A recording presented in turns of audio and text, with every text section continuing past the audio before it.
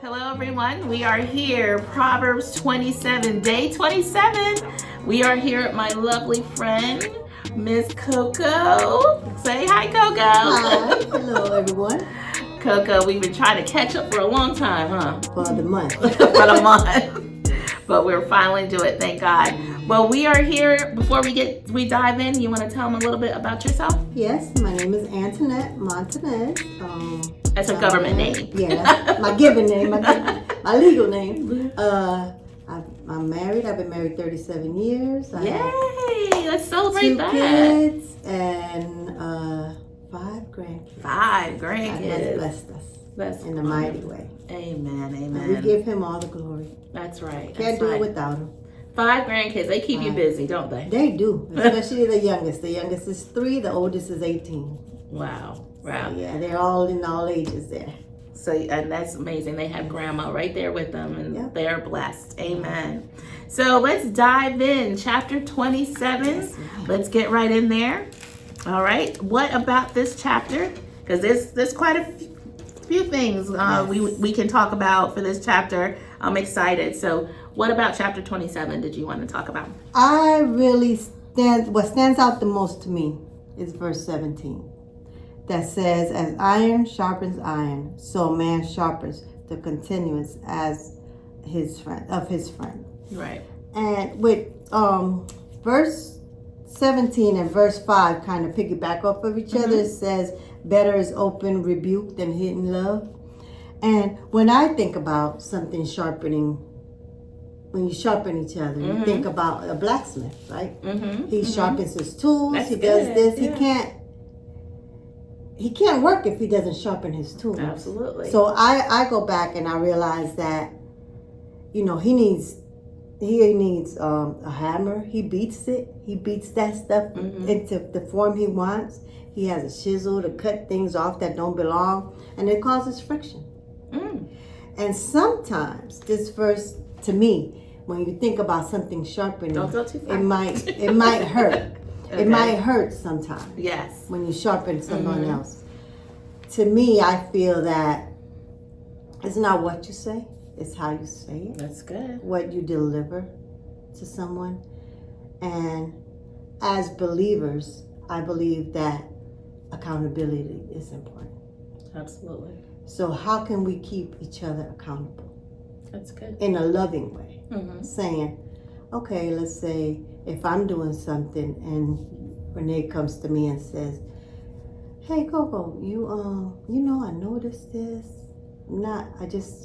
Let's talk about what the word says about this. Right. And then you bring it to my attention, but in a loving way. Right. You're still sharpening me. Absolutely. And it still might hurt me because, the flesh is not. Yes. It's not always acceptable of what you say. However, when you sit back and you realize, you know what? She's right. I'll give you an example. When I first got saved, I had a friend tell me, I said a word, I can't remember what it was. And it's not a bad word, but it's probably not an appropriate word. It doesn't necessarily have to be a bad word. And she just brought it to my attention. In my eyes, there was nothing wrong. But when she brought it, she was like, you have to be a light. You have to, if somebody that is not a Christian hears you say this word, it's not a bad word. It's not. Right. However, especially if it's an old school saint, they're going to be like, oh my gosh, she was cursing. Not you weren't. But so you have to be mindful of the people you're around. Absolutely. And the people that are going to be looking at you as the only Bible that they might ever read. That's so good. So that's why that is my verse. Looking at you as you're the only Bible that they'll ever read. That's real good. Because you never know. You just never know. The Bible is just a book that people leave on the shelf. So if you don't take the time out to read it, to get into it, to understand, to say, wow, this when he says iron sharpens iron, what does that mean? Right. I love that. Okay, so there's going to be a friction. Might rub me the wrong way. Yes. You know, it might, when you think about the pearl. Mm. It's in the beach, right? It's in the sand. Mm. How does it become a pearl? With the sand rubbing it. Right. So that sandpaper, that's like the sandpaper just scratching, and it hurts. That's it. But look at the beauty that comes out. Absolutely. On the other side. On the other side. On the other side.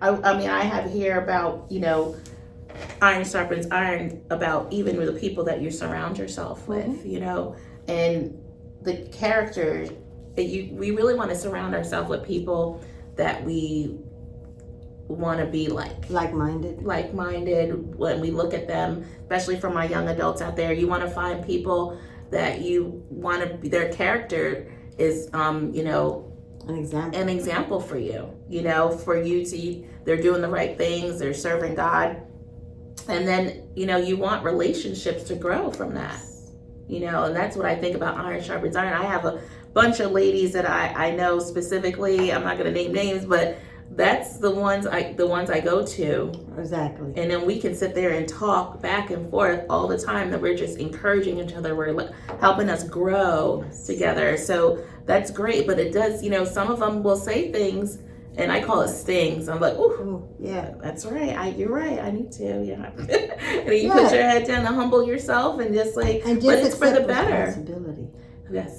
Yes, it is. I can't put the blame on somebody else for my own actions. That's so good.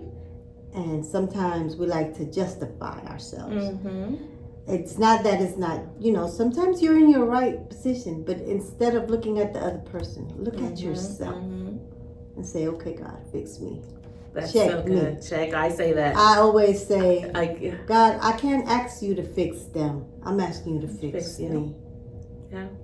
Because it's my actions that I have to reflect the love of God. I should be reflecting the love of God. And even, you know, when I go to my mentors, and I said, I know something's not right. I know I'm not acting right. I'm not, I know, I just can feel it. And I said, I need you to check me. This is the situation I'm going through.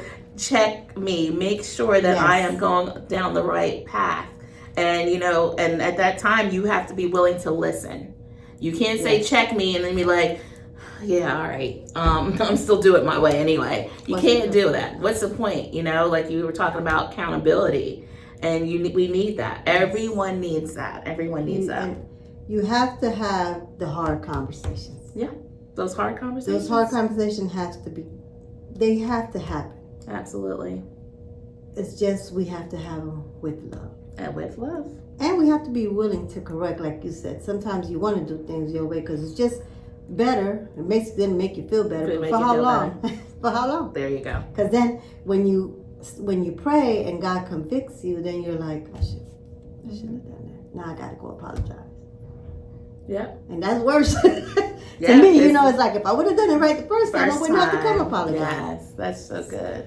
So what other, I know that is definitely one in this chapter 27 about iron sharpens iron. Do you have another verse? That's in verse 5 when it says better is open rebuke than hidden love.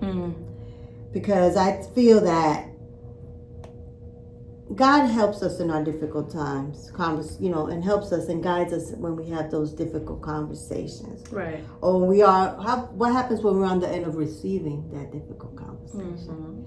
So if it's done, sometimes, you know, it's an open thing because it might be somebody else and you're like, somebody just checked you and you get an attitude about it.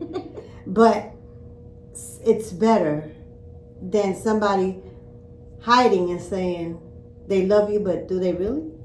You know, so if you have that person that that you can count on, that's you're going to hold you accountable to tell you the truth. Tell you the truth. You know, you might feel like a little child and say, oh, God, that stung.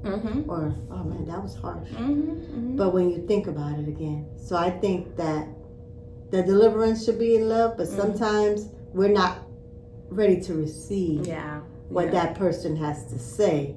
So I say always be open and be willing to have the hard conversations. Even when you're the one receiving, not the one giving. Yes. Because it's easy to give.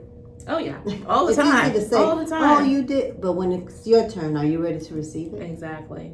You know, One of my favorites. it's just to help you grow. We're all meant to grow. Yes. Okay. So if it's gonna help you get to the next level in your life, if it's gonna help you to stop doing something that it may not be pleasing to God, this is all to help you grow and advance. Okay, in the kingdom. You know, and that if you look at it that way, you look at the bigger picture, then you won't look, won't be so hard to receive. And you know somebody that's really, because my thing, I always say that we know when we act incorrectly. Mm-hmm. We do. We don't accept it because it's easier not to, but we really know. Mm-hmm. We know where our flaws lay. Yeah. We know that I shouldn't say that, or I shouldn't act this way, or oh man, we know these things. Right. Oh man, my attitude was not great today. Mm-hmm. I need to do better. We know these things. I used to tell my students, if you have to ask if this outfit is appropriate, then most likely it's not appropriate. And so it's the same thing. If you know that inside is not, you don't have that peace, you don't have that, that calm about the situation, then it's probably something that you need to seek counsel, godly counsel on, because something is off. Maybe something is off balance. So for sure. I love the verse here. It talks about do not boast about tomorrow, for you do not know what a day may bring. And that there's so many to that. But even verse 2 that says, let another praise you and not your own mouth.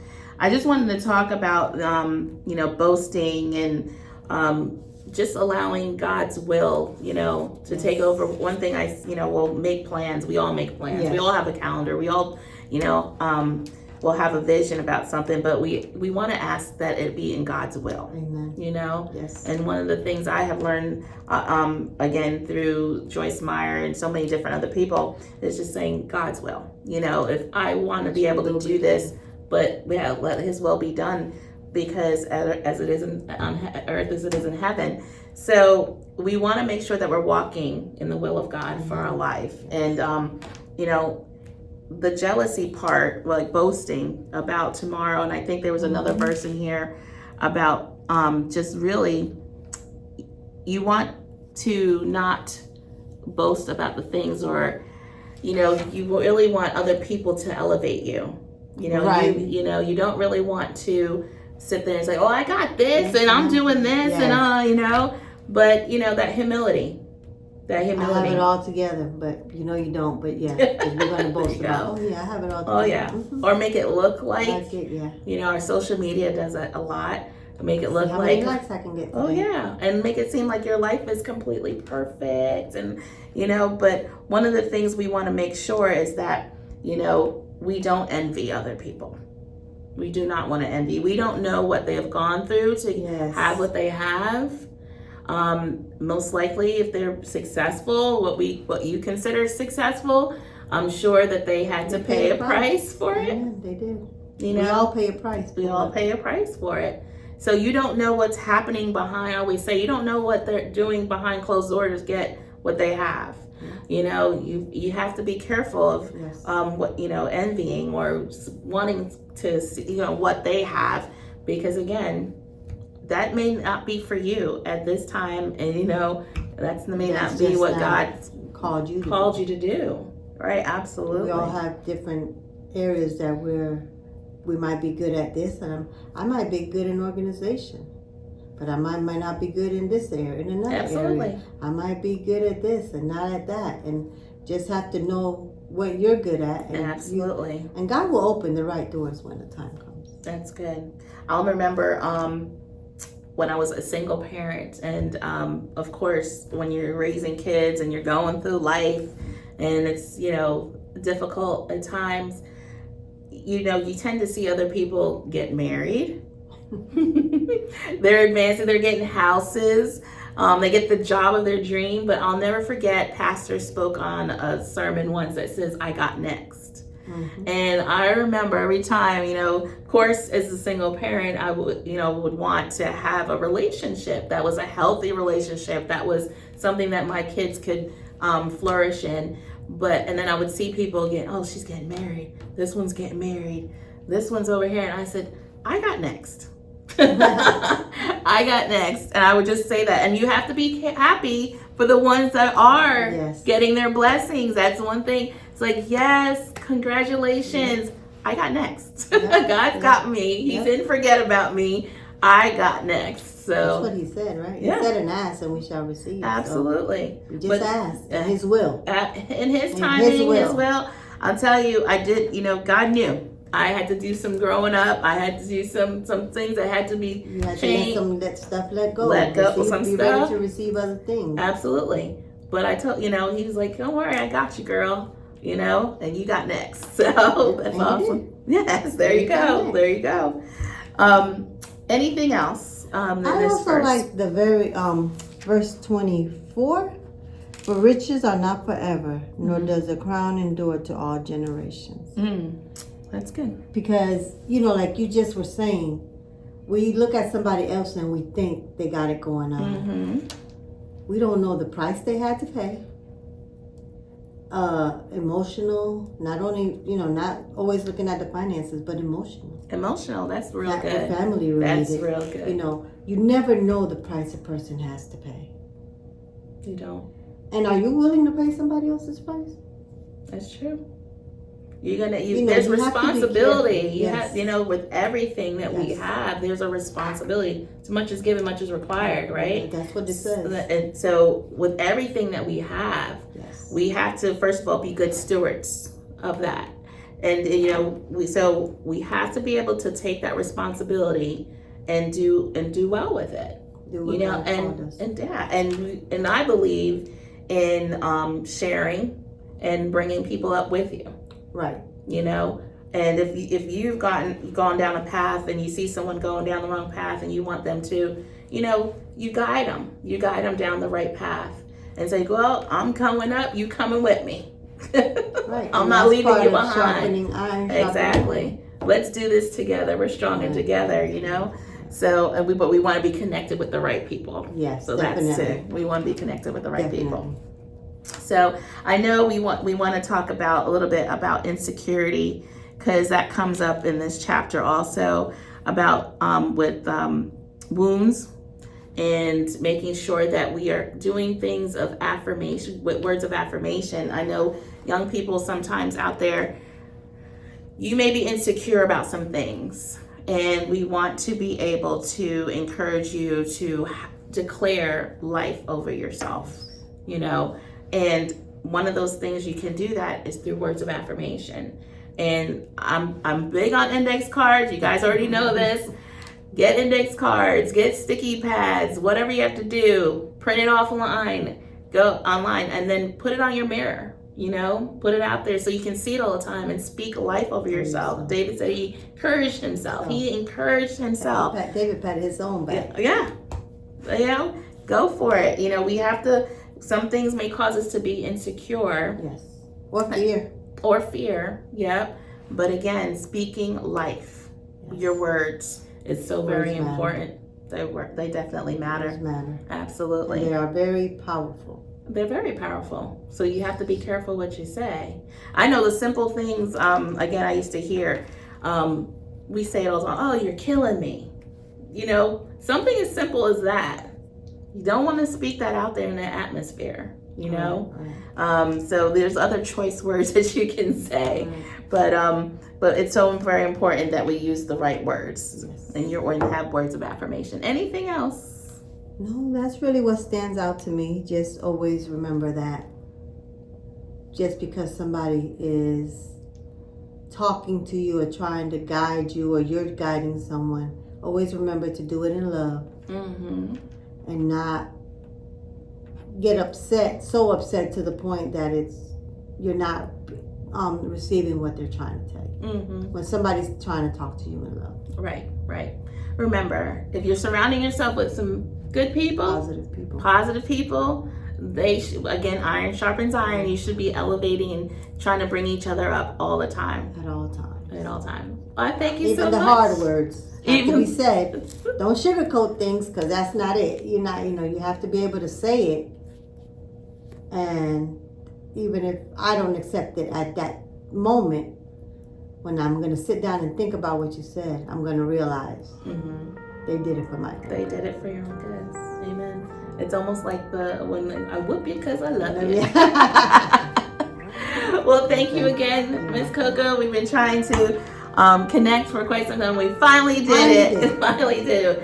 Well, thank you, and I'm glad you're with us today and enjoying chapter 27 for the Proverbs Challenge, Pathway to Wisdom. We'll see you tomorrow. That was the Proverbs Challenge, Pathway to Wisdom, chapter 27, with special guest Miss Antoinette. I hope you all enjoyed that. Today's word was accountability. Iron sharpening iron. Keeping those people in your circle that are going to keep you accountable in every area of your life. Place yourself around people that are either where you're trying to go or heading in the same direction. That's what's important. You don't want to be around people and hanging out with people that are not going in the same direction that you are going, because ultimately it's only going to slow you down, distract you, and pull you in a direction that you were never meant to go. That's so awesome. I hope you all enjoyed that, and we will see you tomorrow for chapter 28.